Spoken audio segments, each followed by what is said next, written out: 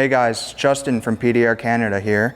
Today I'm going to show you how to dry wash your panel before you start working on your dent. First of all, the reason I like to dry wash the panel is so that you could see the dent more clearly.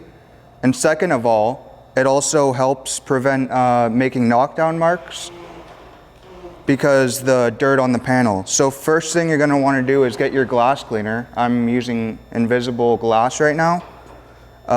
And you want to use lots so that you make sure you lubricate the panel and prevent any scratching.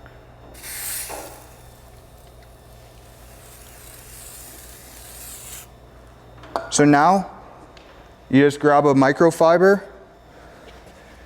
and when you're putting it on the panel, you want to make sure that all of the microfiber is touching the panel when you slide across, so you can get a good wipe.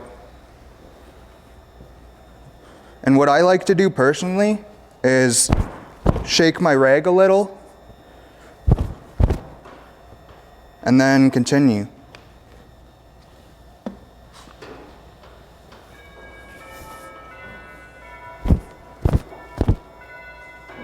And you could flip your rag too if you are using it folded up like I'm using. And there you go. Got a clean panel.